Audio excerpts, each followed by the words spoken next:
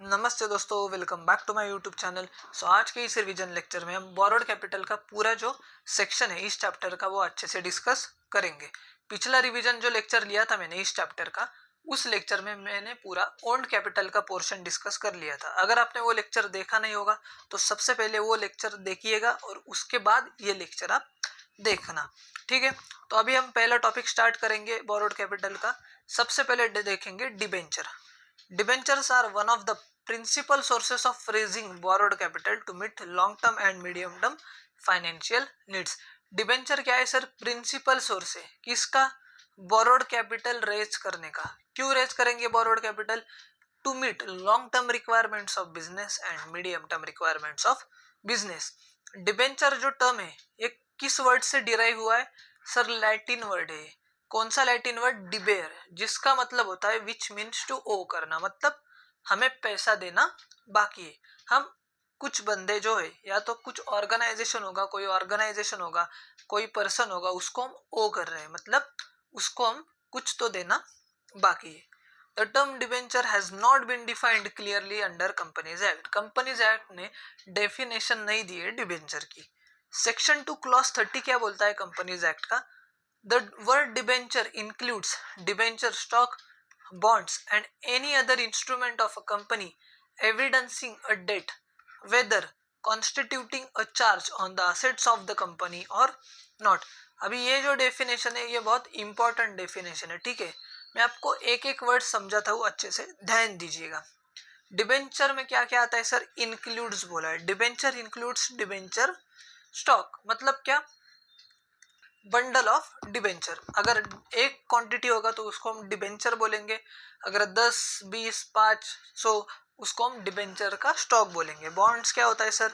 It is just like debenture, बराबर है कि ये भी हम लोन ही लेते हैं। एनी अदर इंस्ट्रूमेंट मतलब कोई दूसरा इंस्ट्रूमेंट भी हो सकता है जो कि एविडेंस देता है कि कंपनी के ऊपर डेट है और कंपनी को रीपेमेंट करना बाकी है। Whether constituting a charge on the assets of the company or not। Company के एसेट्स के ऊपर चार्ज क्रिएट करना मतलब क्या होता है सर? जब आप डिबेंचर्स इशू करते हो तो आपको पता है कि कंपनी क्या करती है कि लोन के रीपेमेंट के लिए, मतलब डिबेंचर्स के रीपेमेंट के लिए कंपनी अपने एसेट्स के ऊपर चार्ज क्रिएट करती है। चार्ज क्रिएट करती है मतलब क्या? इन केस कंपनी ने डिबेंचर का पैसा पे नहीं किया तो उस केस में डिबेंचर होल्डर्स क्या कर सकते हैं? जिस एसेट पे चार्ज क्रिएट किया है कंपनी ने, उस एसेट को बेच के अपना पैसा वो रिकवर कर सकती है। उसको हम बोलते हैं constituting a charge on the assets of the company. और नॉट मतलब क्या? नॉट मतलब चार्ज क्रिएट नहीं किया है, ठीक है। तो ये दोनों भी इस डेफिनेशन में इंक्लूड होते हैं। चार्ज क्रिएट किया होगा तो भी चलेगा, नहीं किया होगा तो भी चलेगा। देन अभी ये जो है डेफिनेशन से आपको दिया है ना, कट करो इसको सब, ये कुछ एग्जाम में आपको पूछने वाला नहीं है। अभी हम इसके फीचर्स देखेंगे। प्रॉमिस, डिबेंचर क्या है सर? प्रॉमिस है। कंपनी प्रॉमिस कर रही है डिबेंचर होल्डर्स को क्या? That it owes specified sum, कि हमको आपको कुछ पैसा देना बाकी है to the holder of debenture. Face value, generally face value high denomination की होती है, मतलब 100 रुपए या in the multiples of ₹100। Time of repayment, आपको पता है कि डिबेंचर्स जो है ना वो कंपनी को उसका अमाउंट रीपे करना होता है। इक्विटी शेयर्स इशू किए तो वो कंपनी को पैसा वापस करना नहीं होता है शेयर होल्डर्स को, बट डिबेंचर्स के केस में इनको रीपेमेंट करना होता है। Debentures are issued with the due date stated in the debenture certificate, मतलब क्या? आपको मेंशन करना होगा डेट, कि कौन से डेट पे आप उसका रीपेमेंट करोगे, ठीक है। The principal amount of debenture is repaid on maturity date. जो भी प्रिंसिपल अमाउंट होगा डिबेंचर का वो आप पे करोगे मैच्योरिटी डेट पे। मैच्योरिटी डेट मतलब क्या? जो डेट आपने मेंशन की रीपेमेंट की उसको हम बोलते हैं मैच्योरिटी डेट। प्रिंसिपल अमाउंट का मतलब क्या होता है सर? अगर 100 रुपए का डिबेंचर आपने इशू किया है, ठीक है, तो ये हो गई प्रिंसिपल अमाउंट। और इस 100 रुपए के डिबेंचर पे आप 10% अगर इंटरेस्ट दे रहे हो तो ये क्या हो गया? डिबेंचर होल्डर्स के लिए रिटर्न हो गया, ठीक है। Next point, priority of repayment. आपको पता है कि पैसा पहले डिबेंचर होल्डर्स को मिलेगा और अगर बचा तो इक्विटी शेयर होल्डर्स को मिलेगा। अदर क्लेमनेंट्स मतलब क्या, preference share holders and equity share holders. Assurance of repayment, debenture consist a long term debt, they carry an assurance of repayment on due date. मतलब डिबेंचर होल्डर्स को पता होता है कि हमारा जो पैसा है हमको वापस मिलेगा। Next point, interest, fix rate of interest होता है। करो सर हाईलाइट, इंपॉर्टेंट पॉइंट है। Fix rate of interest is agreed upon and is paid periodically in case of debentures. Okay, अभी पार्टीज दिया है डिबेंचर्स को। कौन कौन से पार्टीज होते हैं? कंपनी जो कि डिबेंचर्स इशू कर रही है, मतलब जो कि पैसा बोरो कर रही है डिबेंचर होल्डर से। Trustees, company has to appoint debenture trustee, company को डिबेंचर ट्रस्टी अपॉइंट करना पड़ेगा अगर वो डिबेंचर्स ऑफर कर रही है 500 पीपल से ज्यादा लोगों को। कंपनी है, कंपनी 500 लोगों से ज्यादा अगर डिबेंचर्स ऑफर कर रही है तो उस केस में उसको ट्रस्टी अपॉइंट करना होगा। The company makes an agreement with trustees, उसको हम बोलते हैं ट्रस्ट डीड। कंपनी क्या करती है सर उस केस में, ट्रस्टी जो है ना, जिस ट्रस्टी को कंपनी ने अपॉइंट किया है to protect the interest of debenture holders, उसके साथ एक एग्रीमेंट करना होता है, जिस एग्रीमेंट को बोलते हैं हम trust deed. Next point, debenture holders, these are the parties who provide loan, जो कि पैसा देते हैं कंपनी को, उसको हम बोलते हैं डिबेंचर होल्डर्स। इजी, उनको एक सर्टिफिकेट मिलता है जिसको हम बोलते हैं डिबेंचर सर्टिफिकेट। सर अथॉरिटी किसके पास है इशू करने की debenture? Board of directors of company. Then status of debenture, debenture holder क्या है सर? क्रेडिटर है कंपनी का, मतलब क्या, पैसा उसको वापस देना है। अभी हमने उधार पे लिया है पैसा, बट भाई तेरे को पैसा वापस मिलेगा after specified time. Next point, no voting right, आपको पता है कि वोटिंग राइट नहीं मिलते। वोटिंग राइट डिबेंचर होल्डर्स को नहीं मिलते, इक्विटी शेयर होल्डर्स को मिलते, प्रेफरेंस शेयर होल्डर्स को भी किसी किसी केस में मिल जाते हैं। सिक्योरिटी मिलती है क्या सर डिबेंचर होल्डर्स को? यस सर मिलती है, सिक्योर्ड बाय फिक्स्ड और floating charge on the assets of the company. Issuer, debentures can be issued by both private and public company, private company हो या पब्लिक कंपनी हो, दोनों company से debentures को इशू कर सकते हैं। Listing, debentures must be listed with at least one stock exchange, आपको लिस्टिंग करना होगा at least one recognised stock exchange के ऊपर। एंड ट्रांसफरेबिलिटी, ट्रांसफर कर सकते हो क्या यार आप डिबेंचर्स? यस, इजीली ट्रांसफरेबल होते हैं डिबेंचर्स, ठीक है। चलो नेक्स्ट जो पॉइंट है, types of debentures on the basis of security, secured debentures and unsecured debentures. On the basis of transfer, registered debentures, bearer debentures. On the basis of repayment, redeemable, irredeemable. And on the basis of conversion, convertible and non convertible. Sir ये जो types है ना सारे, जो हमने preference shares के types देखे थे ना, एज गुड एज सिमिलर ही टाइप्स डिबेंचर्स के है, सिर्फ ये रजिस्टर्ड एंड बेयरर डिबेंचर्स हमको नहीं था प्रेफरेंस शेयर के केस में, ठीक है। अभी सिक्योर डिबेंचर्स मतलब क्या, असेट पे चार्ज क्रिएट किया है, बराबर जो पढ़ा अपन ने। प्रॉपर्टी ऑफ अ कंपनी में भी charge as a security for loan, इसको क्या बोलते हैं? Secured debentures. और अनसिक्योर्ड मतलब क्या, चार्ज क्रिएट किया नहीं है आपने एसेट पे, अनसिक्योर्ड बोलेंगे। चलो समरी में लिख लेता हूं मैं यहाँ पे, आप भी लिखिएगा, ये थोड़ा सा टेक्निकल टॉपिक है। Secured debentures and unsecured debentures.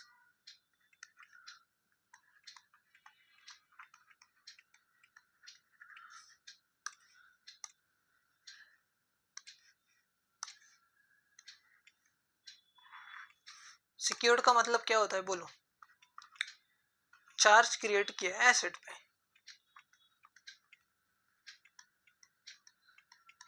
बराबर। इसमें क्या होता है सर, चार्ज क्रिएट करते हैं क्या अपन एसेट पे?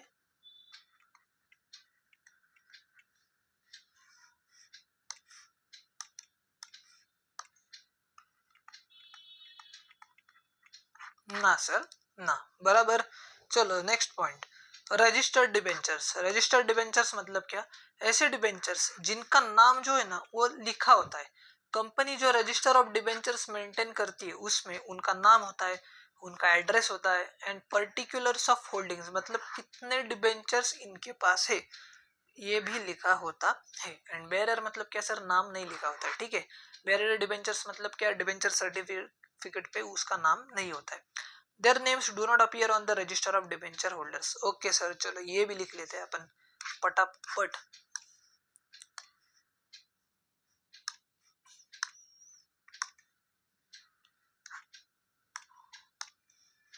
लिख लो चलो।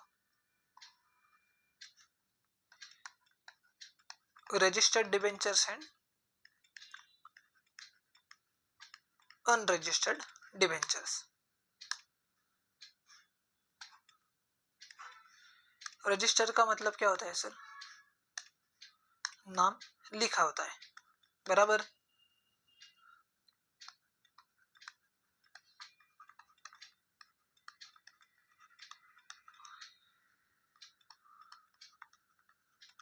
रिकॉर्डेड एंड होल्डर का नाम होता है क्या?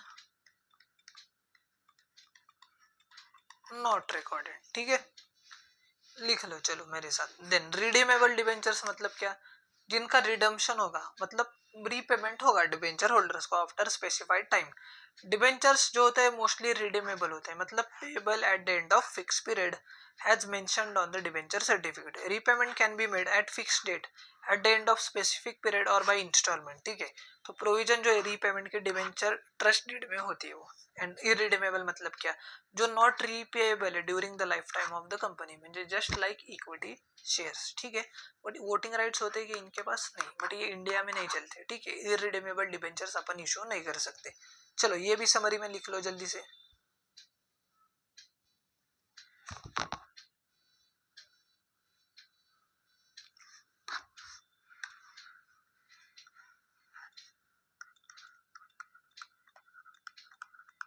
रिडीमेबल डिबेंचर्स, रिडीमेबल डिबेंचर्स, ठीक है। चलो लिख लो पटापट यारा।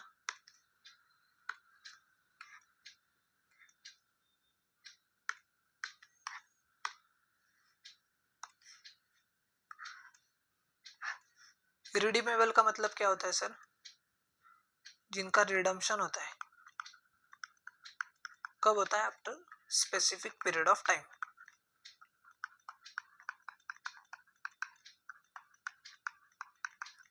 इरिडीमेबल डिबेंचर्स मतलब क्या? No redemption. एग्जाम में ये आपको ऐसे लिखना नहीं है, मैं सिर्फ आपको अच्छे से अंडरस्टैंड हो कंसेप्ट, इसलिए ये समरी नोट्स बना रहा हूँ। आपको ये जो दिया है ना आपके बुक में, वही लिखना है, आपके ओन लैंग्वेज में आप लिख सकते हो, ठीक है। Next, convertible debentures and non convertible. Sir convertible debentures मतलब क्या? आप इक्विटी शेयर होल्डर्स में डिबेंचर्स कन्वर्ट कर सकते हो। एंड नॉन कन्वर्टिबल मतलब क्या? Not convertible into equity shares on maturity date. चलो लिख लो।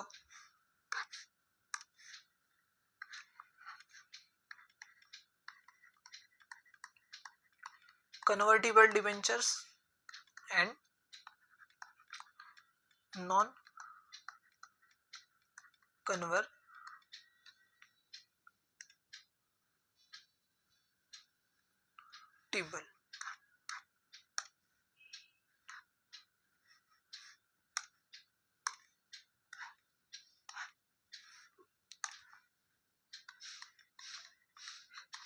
Can be converted into equity shares और non convertible cannot be converted किसमें सर? into equity shares, ठीक है। अच्छे से लिख लो ये समरी नोट्स। लिख लिया क्या? स्क्रीनशॉट ले लो यार, नहीं तो। नेक्स्ट पॉइंट, अभी अपन डिपॉजिट्स देखेंगे। पब्लिक डिपॉजिट क्या है? इंपॉर्टेंट सोर्स ऑफ फाइनेंस है कंपनी के लिए, बट ये है शॉर्ट टर्म के लिए, ठीक है। Companies receive fixed deposits from public for period ranging from 6 months to 36 months. Such deposits are called public deposits. देखो पब्लिक डिपॉजिट्स कितने टाइम के लिए लेते हैं अपन सर? लिख लो यहाँ पे, minimum 6 months and maximum 36 months. चलो, under this method general public is invited. क्यों इनविटेशन देते हैं उनको? भाई पैसा चाहिए यार, आ जाओ जल्दी और दे दो। Their savings with the company for varied period. Interest is paid. देखो इंटरेस्ट का पेमेंट करते हैं अपन। रिटर्न क्या मिलता है? पब्लिक डिपॉजिट्स पे इंटरेस्ट पे करता है कौन? कंपनी। किसको? डिपॉजिट होल्डर्स को। The company issues deposit receipt, company क्या इशू करता है सर, डिपॉजिट रिसीट, किसको, डिपॉजिटर को, ठीक है। चलो इजी, तो 3 पॉइंट्स क्या ध्यान में रखोगे आप, पब्लिक डिपॉजिट क्या है, short term source of finance है कंपनी के लिए, मिनिमम 6 मंथ्स के लिए इशू करेंगे, max to max 36 months, interest का पेमेंट करते हैं डिपॉजिट होल्डर्स को एंड उनको डिपॉजिट की रिसीट देते हैं। ओके सर, जय श्री राम, ये भी लिख लो, चलो हाईलाइट कर लो। It is an acknowledgement of debt, जो डिबेंचर का देखा था ना सेम पॉइंट है, it is an acknowledgement of debt. Meaning क्या दिया है सर, कंपनीज एक्ट में देखेंगे सेक्शन 2 क्लॉज 31 जो है कंपनीज एक्ट 2013, उसमें क्या दिया है कि deposit includes any receipt of money by way of deposit. Deposit का मतलब क्या होता है, any receipt of money by way of deposit और लोन और any other form by company. Deposit में कोई भी रिसीट ऑफ मनी आता है जो डिपॉजिट के फॉर्म में, या तो लोन लिया है या अदर फॉर्म में कुछ भी पैसा लिया है कंपनी में। बट क्या क्या नहीं आता है sir, does not include such categories of amount जो कि प्रिस्क्राइब्ड किए हैं हमने, मतलब गवर्नमेंट ने, इन कंसल्टेशन विथ आरबीआई, मतलब आरबीआई का गाइडेंस लेके। तो ये देखो, ये जो है ना, ये डिपॉजिट्स में नहीं आते। क्या क्या चीजें नहीं आती है, शॉर्ट में मैं लिखा देता हूँ, पटापट मेरे साथ लिख लीजिएगा, ठीक है। एनी अमाउंट, पहला जो पॉइंट है, any amount received from central government और स्टेट गवर्नमेंट, ठीक है, लिख लो यहाँ पे अमाउंट जो आपको मिला है सेंट्रल गवर्नमेंट से या तो स्टेट गवर्नमेंट से। दूसरा पॉइंट क्या है, any amount received as a loan from banking company, जो अपने को लोन मिला है, किससे सर, बीसी, बीसी का मतलब सर बैंकिंग कंपनी, हाँ बेटा, ठीक है, दूसरा कुछ नहीं है, banking company. Next point, any amount received from foreign government और इंटरनेशनल बैंक, अमाउंट जो आपको मिला है, अमाउंट रिसीव किया है आपने किससे, फॉरेन गवर्नमेंट या तो international bank. Then any amount received by company from any other company, amount जो मिला है दूसरे कंपनी से, फ्रॉम द अदर कंपनी से। Any amount raised by issuing commercial paper, commercial paper issue करके जो अमाउंट मिला है ये भी पब्लिक डिपॉजिट में नहीं आता, ठीक है। Any amount raised by issue of bonds, पैसा मिला है आपको क्या सर, बॉन्ड्स इशू करके, पब्लिक डिपॉजिट्स में नहीं आता। Any amount received in trust, जो कि अमाउंट आपको मिला है in trust. Any amount received by of subscription to shares and debentures, जो आपने सब्सक्राइब किए शेयर्स एंड डिबेंचर्स, मतलब पब्लिक ने, तो उससे जो पैसा मिला है वो भी पब्लिक डिपॉजिट के डेफिनेशन में नहीं आता। अमाउंट जो कंपनी को मिला है शेयर्स से या तो डिबेंचर से, ठीक है। लिख लिया क्या यार आपने, देखो कितना शॉर्ट में मैंने समरी नोट्स आपको बना के दिया है, ये एग्जाम में आपको बहुत काम आएंगे आपके। Next point, bond, sir bond भी सेम है। बॉन्ड क्या है सर, डेट सिक्योरिटी है, it is a formal contract to repay borrowed money with interest. Bond भी क्या है सर, डेट सोर्स है फाइनेंस का, इसमें क्या करते हैं अपन, कॉन्ट्रैक्ट करते हैं जिससे पैसा लिया है उसके साथ कि हम तुझे जो पैसा हमने तुझसे लिया है वो पे करेंगे विथ इंटरेस्ट। कर लो highlight. Bond is a loan, ये भी एक लोन का ही टाइप है। जो होल्डर होता है बॉन्ड का is a lender to the institution, lender मतलब क्या है, जो पैसा देता है, ठीक है। He is a creditor of the company, obviously ना, उसको पैसा देना बाकी है तो हमारे बैलेंस शीट में क्या नाम से आएगा वो, एज अ क्रेडिटर, उसको फिक्स रेट ऑफ इंटरेस्ट मिलता है। मैच्योरिटी डेट होती है सारे बॉन्ड्स को एंड मैच्योरिटी डेट पे उनको पैसा मिलता है, ठीक है। तो ये जो है ना, अभी वेबस्टर डिक्शनरी ने क्या बोला है, हमको क्या लेना देना नहीं है, छोड़ दो। Thus, a company borrows money and issues bonds as an evidence of debt. Interest is payable on bonds at fixed interval or on maturity of bonds. तो समरी लिख लूँ क्या यार इसकी बॉन्ड की, अभी देखो कैसे मैं समरी लिखता हूँ एकदम शॉर्ट में। बॉन्ड क्या है सर, डेट सिक्योरिटी, ठीक है। बॉन्ड क्या है, डेट सिक्योरिटी। नेक्स्ट पॉइंट, हमको क्या करना है सर, रीपे करना है बॉन्ड का पैसा with interest on maturity date, बराबर। फिक्स रेट ऑफ इंटरेस्ट होता है, fix rate of interest bond पे होता है। ये 3 पॉइंट्स हो गए। नेक्स्ट पॉइंट क्या है सर, बॉन्ड होल्डर क्या होता है, कंपनी का क्रेडिटर होता है। पेमेंट कब करना होता है उनको, मैच्योरिटी डेट पे, ठीक है। हो गए क्या सर? 5 पॉइंट इजी एकदम। अभी फीचर्स देखेंगे अपन। Nature of finance, it is a debt finance, obviously पैसा उसको रीपे करना है। It provides long term finance, देखो ये long term source of finance है।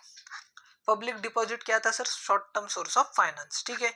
बॉन्ड्स अपन इशू कर सकते हैं for 5 years, for 10 years, for 15, 25, 50 years. तो सबसे पहले नेचर ऑफ फाइनेंस में क्या लिखोगे समरी आप? It is a long term source of finance, ठीक है, हो गया। Next point, status of bond holder, ये आपको पता है ये क्या होता है? बॉन्ड होल्डर क्रेडिटर होता है कंपनी का। देखने की भी जरूरत नहीं है, कंसेप्चुअल क्लियरिटी आपको होगी तो अच्छे से आपको लिखने आएगा। रिटर्न ऑन बॉन्ड्स क्या मिलता है सर? इंटरेस्ट मिलता है, पता है। एंड लास्ट पॉइंट, रीपेमेंट कब होता है सर? मैच्योरिटी डेट पे। खत्म, चलो लिख लो या तो स्क्रीनशॉट ले लो। Next point, American depository receipt and global depository receipt. अभी ये जो कंसेप्ट है अपन अच्छे से समझेंगे, ठीक है। ये देखो अभी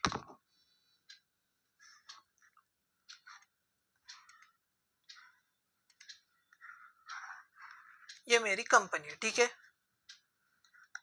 सर क्या बनाती है? बेटा वड़ा पाव बनाती है। बहुत बड़ी कंपनी है मेरी, ठीक है। पूरा जो इंडियन मार्केट है ना, पूरा धमाल मचा के रखा है मेरी कंपनी ने। अभी मेरे को क्या करना है? मेरा जो बिजनेस है ना, मेरे को ग्रो करना है और ग्रो करना है। बहुत बढ़िया चल रहा है मेरा बिजनेस, इंडियन मार्केट में तो पूरा मचाया है हमने। पूरा वड़ा पाव फेमस हो गया मेरा, ठीक है। तो फॉरेन मार्केट में भी मेरे को मचाना है, ठीक है। उसके लिए क्या चाहिए सर? पैसा चाहिए। तो मैंने क्या सोचा कि अपन क्या करेंगे सर, फॉरेन मार्केट से जो है ना अपन पैसा लेंगे, ठीक है। फॉरेन मार्केट से क्या लेंगे सर? पैसा। तो उसके लिए क्या करता हूं मैं, ये जो कंपनी है मेरी, ठीक है, ये कंपनी क्या करती है, ये जो दूसरा देश है ना, समझो ये है अमेरिका। क्या है सर? अमेरिका। तो अभी अमेरिका के जो लोग हैं ना, उनसे मेरे को चाहिए पैसा। तो मैं क्या करूंगा, अमेरिका में जो डिपॉजिटरी है ना, उसको क्या बोलते हैं? Foreign depository. तो उसको क्या करूंगा सर मैं, उनको शेयर्स दूंगा मेरे इंडियन कंपनी के, ठीक है। ये क्या है? मेरी इंडियन कंपनी। मैं क्या करूंगा, फॉरेन डिपॉजिटरी जो कि है अमेरिका में, उनको क्या किया मैंने, मेरे कंपनी के शेयर्स इशू किए। ये जो शेयर्स है इसकी कस्टडी कहाँ पे होगी सर? इंडियन कस्टोडियन के पास, इंडियन कस्टोडियन के पास। ये इंडिया का ही बंदा होगा, बंदा मतलब कंपनी होगी ये भी। तो इंडियन कंपनी ने क्या किया, सबसे पहले शेयर्स इशू किए, किसको? फॉरेन डिपॉजिटरी को। ये जो शेयर्स है इसकी कस्टडी कहाँ पे होगी? इंडियन कस्टोडियन के पास, ठीक है। अभी ये क्या करेगा, फॉरेन डिपॉजिटरी, जो फॉरेन के लोग हैं ना, उनको इशू करेगा एक डिपॉजिटरी रिसिट्स, ठीक है। ये जो लोग हैं अमेरिका के, इनको क्या करेगा, इशू करेगा डिपॉजिटरी रिसिट्स। ये लोग क्या करेंगे सर, ये लोग वो डिपॉजिटरी रिसिट्स परचेस करेंगे एंड पैसा देंगे इंडियन कंपनी को। इसको क्या बोलते हैं हम? डिपॉजिटरी रिसिट मैकेनिज्म, ठीक है। अभी हम देखते हैं क्या बोला है उन्होंने। In India shares of public company are listed and traded on stock exchange. आपको पता है इंडिया में जो पब्लिक कंपनी के शेयर्स है वो लिस्टेड होते हैं एंड ट्रेडेड होते हैं, ट्रेड कर सकते हैं, मतलब buying and selling of shares. किस पे? स्टॉक एक्सचेंज पे, ठीक है। With adoption of free economic policy and due to globalisation वगैरह जो हो गया है, company shares are also listed and traded on foreign stock exchange. आपको पता है कि कंपनी जो है ना वो लिस्ट हो सकती है फॉरेन स्टॉक एक्सचेंज पे भी, ठीक है। The policies of the stock exchange are different than policies of Indian stock exchange. Obviously Indian stock exchange के rules अलग होंगे, foreign stock exchange के rules अलग होंगे, इसलिए those Indian companies which cannot list their shares directly, ऐसे Indian company जो कि लिस्ट नहीं कर सकते फॉरेन स्टॉक एक्सचेंज पे डायरेक्टली, वो क्या करते हैं sir, get listed indirectly using ADR and GDR. ADR and GDR are dollar euro denominated instrument. देखो यार, डॉलर में पैसा आपको मिलेगा या तो यूरो डिनोमिनेटेड इंस्ट्रूमेंट वो होगा, एज द केस में भी. डॉलर कहाँ पे, अमेरिका. यूरो पूरा यूरोप में चलता है, traded in USA and European stock exchange. अभी देखो मैंने जो डायग्राम बनाया था ना, वो इन्होंने एक्सप्लेन किया है. इंडियन कंपनी क्या देती है, शेयर्स इशू करती है एक इंटरमीडियरी को, जिसको अपन बोलते हैं डिपॉजिटरी. ठीक है, bank of New York city group etcetera acts as foreign depository. ठीक है, ये इन्होंने एग्जांपल दिया है. तो पहला पॉइंट क्या हो गया है सर, ये इंडियन कंपनी क्या करती है, शेयर्स इशू करती है इंटरमीडियरी को, जिसको अपन बोलते हैं डिपॉजिटरी. देन ये जो डिपॉजिटरी बैंक है, ये एडीआर या तो जीडीआर इन्वेस्टर्स को देता है. किसको देता है, मतलब फॉरेन के जो लोग हैं उनको देता है depository against this shares. ADR and GDR represent fixed number of shares like regular shares. They are listed on stock exchange. ठीक है, ये क्या होता है, स्टॉक एक्सचेंज पे लिस्ट होते हैं वो शेयर्स फॉरेन के. ठीक है, both ADR and GDR are depository receipts, but only difference is the location where they are traded.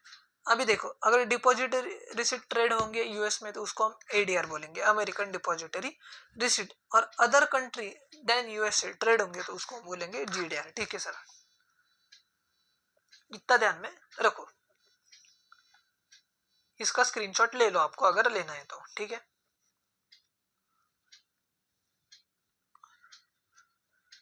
चलो next point, commercial banks. Sir commercial banks मतलब क्या होता है, आपको पता है कि जिन बैंक का मेन ऑब्जेक्टिव क्या होता है, प्रॉफिट कमाना, पैसा कमाना. There are number of sources of financing short-term and medium-term business requirements. Among these, commercial bank constitute the predominant source. मतलब क्या, एक important source है पैसा रेज करने का. Commercial banks play significant role in corporate financing.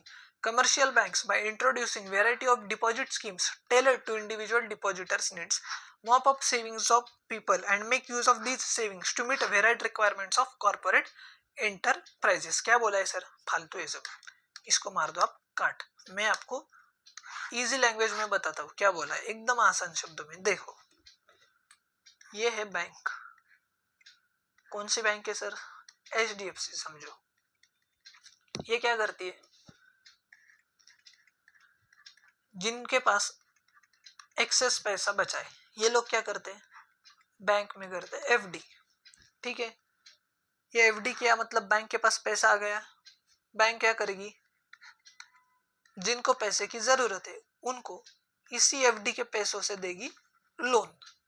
ये क्या करेगा, ये देगा बैंक को इंटरेस्ट. समझो 10% लोन पे इंटरेस्ट है. बैंक क्या करेगी, यही 10% जो कमाया ना उसमें से 6% देगी एफडी होल्डर को, और 4% हो गया बैंक का प्रॉफिट. ऐसे बैंक्स फंक्शन करते हैं. बहुत ही आसान शब्दों में मैं आपको समझा रहा हूँ. ठीक है, स्क्रीनशॉट लीजिएगा.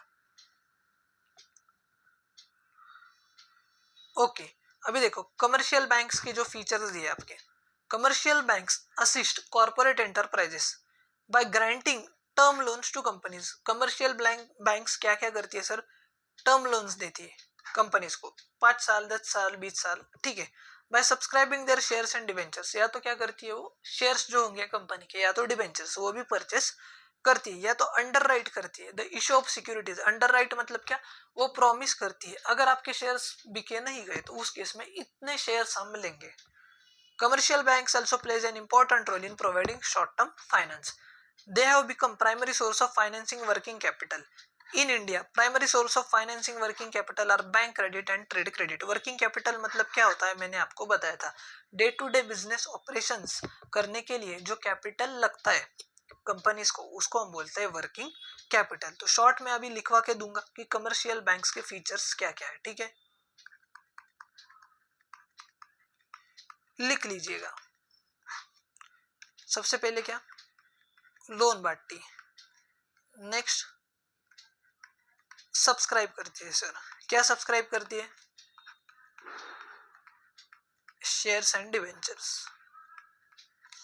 देन नेक्स्ट फीचर क्या है? Under writing.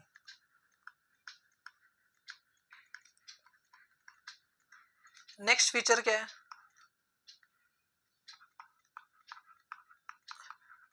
क्या प्रोवाइड करती है? Short term finance. ठीक है, शॉर्ट टर्म फाइनेंस। नेक्स्ट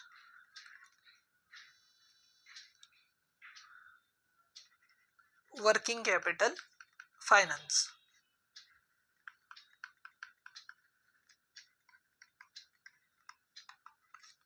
चलो लिख लो जल्दी से। अभी देखो बैंक के जो स्कीम्स है, बैंक ओवरड्राफ्ट मतलब क्या?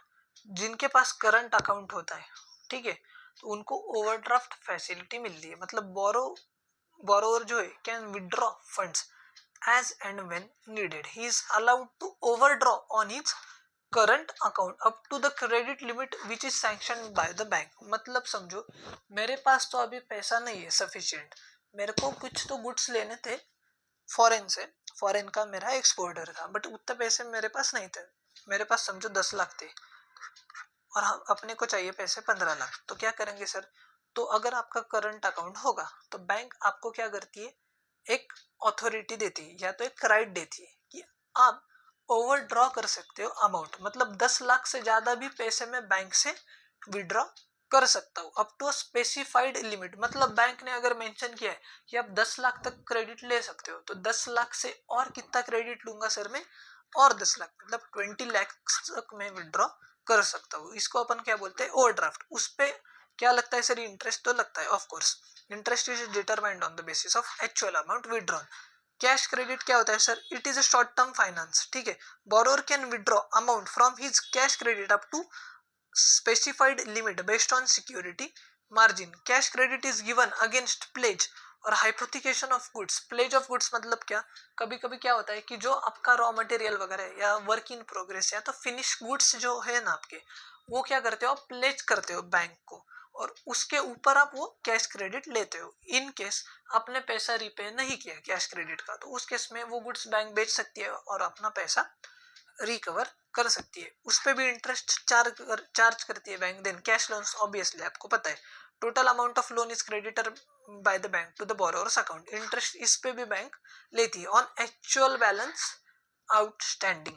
And discounting of bills, the drawer of the bill मतलब सेलर जो है किसका सर? गुड्स का, can receive money from drawing मतलब जो बायर है गुड्स का, ऑन ड्यू डेट और after the due date. Drawer can receive money before due date by discounting the bill with the bank. Sir ये discounting क्या होता है? अच्छे से बताओ ना एक बार। ठीक है रुको, ये देखो अभी समझो। ये मैं हूं, ठीक है, स्टील्ड सर, और ये है डीपी। सर डीपी कौन है? दिशा पटनी। ठीक है, क्या किया? दिशा पटनी के पास पैसे नहीं थे सर, ठीक है, गरीब है बेचारी, तो मेरे पास आई, मेरे को बोली वो कि मुझे अब 10 लाख की गुड्स अभी दे दो, मैं आपको क्या करूंगी सर? पैसा बाद में दे दूंगी, मैं आपको प्रॉमिस करती हूँ कि 10 लाख रुपीज मैं पे करूंगी। मैंने बोला ठीक है यार कोई बात नहीं, ये ले लो आप गुड्स 10 लाख के। उसने क्या किया? मुझे प्रॉमिस किया। मैंने क्या किया? उसके ऊपर एक बिल ड्रॉ किया और उस पर मैंने मेंशन किया कि दिशा पटनी को मुझे 2 महीने के बाद 10 लाख रुपए देने हैं, बराबर। तो अभी मेरे को पैसे कब मिलेंगे सर? 10 लाख रुपए 2 महीने के बाद, बट मुझे अभी अर्जेंट रिक्वायरमेंट थी पैसे की। तो मैंने क्या किया? यहाँ पे बैंक था एक, ठीक है, समझो एसबीआई अपना,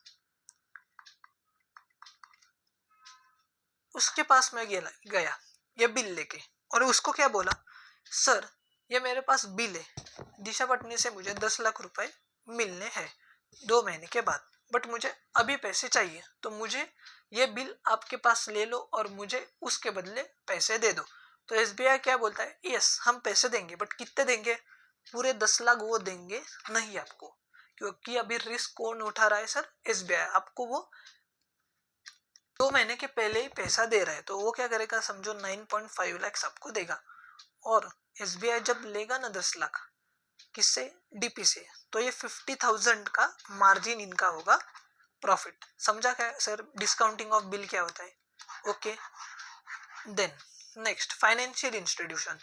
फाइनेंशियल इंस्टीट्यूशन का क्या बोला है सर? ये हिस्ट्री पढ़ने की जरूरत नहीं है, ये आपको नाम दिए है, पढ़ना तो पढ़ लो। ट्रेड क्रेडिट लास्ट जो हमारा टॉपिक है। No business can run without credit. आपको पता है ऑब्वियसली कि कोई भी बिजनेस नहीं चल सकता अगर क्रेडिट कंसेप्ट ही नहीं होती तो। Credit is the soul of business. Trade credit financing is a major source of short term financing. Manufacturers, wholesalers and supplier of goods और materials are called trade creditors. यार trade credit का मतलब क्या होता है? वही, ये मैं हूँ, मैंने क्या किया, एक बंदे से गुड्स ले लिए कितने, 20 lakhs के, उसको बोला 2 महीने के बाद भाई पेमेंट करता हूँ, तो ये कौन है मेरे बिजनेस के लिए? Trade creditor. ठीक है, वो क्या सेल करते हैं trade creditors? Tangible goods to other business concerns on basis of deferred payment, मतलब फ्यूचर में पेमेंट करूंगा मैं। ट्रेड क्रेडिट कोई कैश लोन नहीं है, बराबर, पैसा आउटफ्लो हो रहा है क्या? नहीं। It results from credit sale of goods. उसने मेरे को गुड्स बेचे, मैंने बोला 2 महीने के बाद पेमेंट करूंगा, मतलब क्रेडिट सेल किया उसने गुड्स या तो सर्विसेज, जो कि मुझे पेमेंट करना है उसका फ्यूचर डेट में after sale tax place. Okay sir, done, खत्म आपका चैप्टर पूरा। अब ये डिस्टिंक्शन दिया है, इजी है, ये आप घर पे कर लो। 2 जो मैंने लेक्चर्स लिए पूरे, शायद से पहला लेक्चर था 40 मिनट्स का एंड ये भी लेक्चर हो गया अपना 40 मिनट्स का, तो मतलब 1.5 घंटे में मैंने पूरा आपका ये चैप्टर अच्छे से रिवाइज करा के दिया है आपको। अभी आपको क्या करना है, ये लेक्चर 2 बार देखिएगा, अगर एक बार में नहीं समझ आया तो फिर से एक बार देखिएगा, और डाउट होगा तो मेरे को मैसेज कीजिएगा। ठीक है, इस नंबर पे मेरे को मैसेज कीजिएगा अगर कुछ भी डाउट होगा आपको तो। ठीक है, सो यस बेटा, आज के लिए बस इतना ही। अगर आपको ये लेक्चर पसंद आया होगा तो लाइक कीजिए, चैनल को सब्सक्राइब कीजिए एंड अपने दोस्तों के साथ भी जरूर शेयर कीजिएगा। Tata, bye bye.